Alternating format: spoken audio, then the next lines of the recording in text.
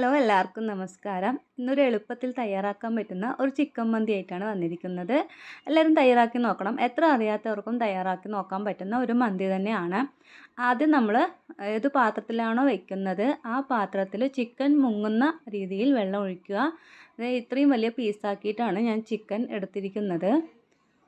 ഈ ചിക്കൻ വേവിച്ച വെള്ളമാണ് നമ്മൾ റൈസ് വേവിക്കാനായിട്ട് വെക്കുന്നത്. അതുകൊണ്ട് അതിനനുസരിച്ചിട്ട് വേണം വെള്ളം വെക്കാനായിട്ട്. ഇനി അടുത്തത് ചേർക്കുന്നത് ഗ്രാമ്പു, ഏലക്ക, ബേ ലീഫ്, പട്ട, പിന്നെ ആവശ്യത്തിന് ഉപ്പ് കൂടി ഇട്ട് ഇത് നന്നായിട്ടൊന്ന് വേവിച്ചെടുക്കണം. നല്ല സോഫ്റ്റായിട്ട് തന്നെ വേവിച്ചെടുക്കണം. എന്നാലാണ് മന്തി കഴിക്കുന്ന സമയത്ത് ഒരു ടേസ്റ്റ് ഉണ്ടാവുള്ളൂ. ഇതിൻ്റെ ഇടയിൽ ഞാൻ ഒരു സവോള രണ്ടായി കീറിയത് കൂടി ഇട്ട് കൊടുത്തിട്ടുണ്ടായിരുന്നു. അത് ഈ ടൈമിൽ ഇട്ട് കൊടുത്തിട്ടുണ്ടായിരുന്നില്ല. അതുകൊണ്ടാണ് നിങ്ങൾ ഈ ടൈമിൽ തന്നെ ആ സവോള കൂടി ഇട്ട് കൊടുക്കണം. ഇനി ഇതിലേക്ക് ബസ്മതി റൈസാണ്. അത് ഈ ഗോൾഡൻ കളറുള്ള റൈസാണ് കേട്ടോ ഏറ്റവും നല്ലത്. അത് ഞാനൊരു അരമണിക്കൂർ കുതിരാൻ വെക്കുന്നുണ്ട്. ഇതേ കണ്ടില്ലേ, സവോള ഞാൻ അതിലേക്ക് ഇട്ട് കൊടുത്തിട്ടുണ്ട്. ഈ ടൈമിൽ ഈ വെള്ളത്തിൻ്റെ മുകളിലായിട്ട് കുറച്ച് വേസ്റ്റ് പോലെ കാണാം. അതൊന്ന് കോരി കളയുന്നുണ്ട്.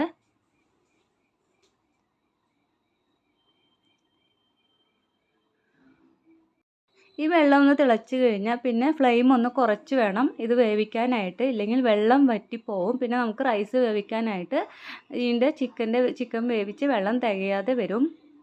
ചിക്കൻ്റെ ഒരു 45 മിനിറ്റോളം ഞാൻ കുക്ക് ചെയ്ത് എടുത്തിട്ടുണ്ട്. ഇനി ആ ചിക്കൻ ഇതിൽ നിന്ന് മാറ്റിയ ശേഷം ആ വെള്ളം ഒന്ന് അരിച്ചെടുത്ത് മാറ്റി വയ്ക്കണം. ഇനി വീണ്ടും നമ്മൾ പാൻ വെക്കുക. പാൻ വെച്ചിട്ട് അതിലേക്ക് ഓയിലാണ് ഒഴിച്ചു കൊടുത്തിരിക്കുന്നത്.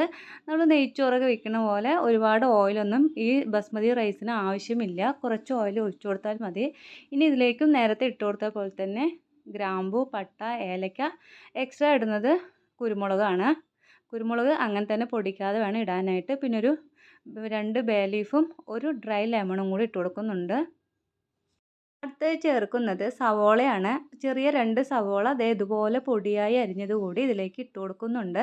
ഒരുപാട് ഗോൾഡൻ കളറൊന്നും ആക്കി എടുക്കണ്ട. ഒന്ന് വാടി വന്നാൽ തന്നെ മതിയാവും. ഒന്ന് സോഫ്റ്റായിട്ട് വാടിയാൽ മതി. ഇനി ഇതിലേക്ക് പൊടികൾ ഇട്ട് കൊടുക്കാം. ഏലക്കാപ്പൊടി 1 ടീസ്പൂണും കുരുമുളക് പൊടി ഒരു 3 ടീസ്പൂണും കൂടി ഇട്ട് കൊടുക്കുന്നുണ്ട്. അതിൻ്റെ പച്ചമണം പോകുന്നവരെ ഒന്ന് വഴറ്റിയെടുക്കുക. ഏലക്ക നമുക്ക് പൊടിക്കുന്ന സമയത്ത് കുറച്ചേ ഉള്ളൂ എന്നുണ്ടെങ്കിൽ അതിൻ്റെ കൂടെ കുരുമുളക് കൂടി ഇട്ട് പൊടിച്ചെടുത്താൽ മതിയാകും. ഞാൻ അത് രണ്ടും കൂടിയാണ് പൊടിച്ചെടുത്തിരിക്കുന്നത്.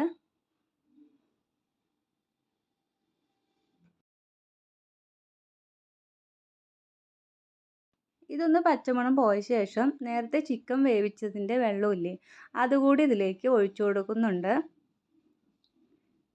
ഇനി ഒന്ന് ഫ്ലെയിം കൂട്ടി വെച്ച് ഒന്ന് തിളപ്പിച്ചെടുക്കാം.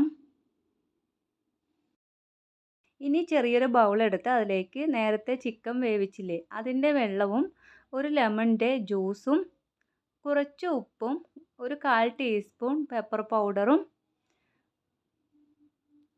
അതുകൂടി ഇട്ട് ഇനി ഇതിലേക്ക് നെക്സ്റ്റ് ചേർക്കുന്നത് കളറാണ്. നിർബന്ധമില്ല, ഞാൻ വീഡിയോയ്ക്ക് എടുക്കുന്നതിന് വേണ്ടിയാണ് കളർ ചേർത്തിരിക്കുന്നത്. അല്ലാത്ത ടൈമിൽ ഞാൻ കളർ ചേർക്കാറില്ല. ഇനി ഇതിലേക്ക് സൺഫ്ലവർ ഓയിൽ കൂടി കുറച്ച് ഒഴിച്ചു കൊടുക്കുക. ഒരു ടീസ്പൂണൊക്കെ മതിയാവും.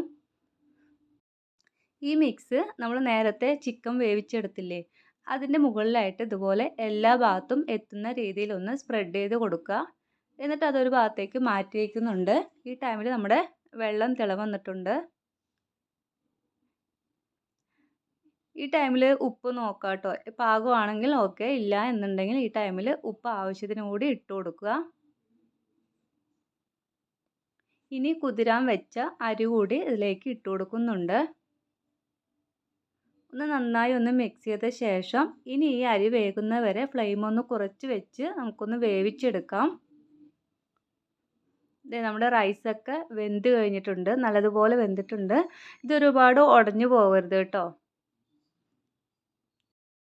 നേരത്തെ മാഗ്നേറ്റ് ചെയ്ത് വെച്ച ചിക്കൻ നമ്മളൊന്ന് ഗ്രില്ല് ചെയ്തെടുക്കുന്നുണ്ട്.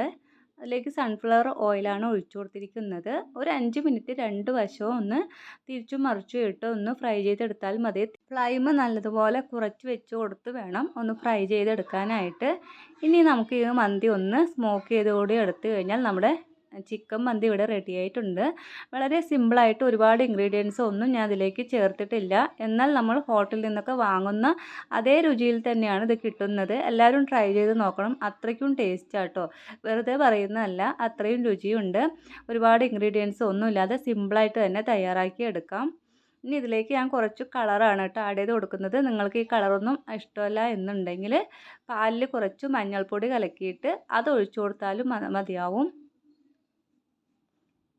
അങ്ങനെ വളരെ രുചികരമായിട്ടുള്ള നമ്മുടെ ചിക്കൻ മന്തി റെഡി ആയിട്ടുണ്ട്. എല്ലാവരും ഈ പെരുന്നാൾക്ക് ഇത് തന്നെ ട്രൈ ചെയ്ത് നോക്കുക.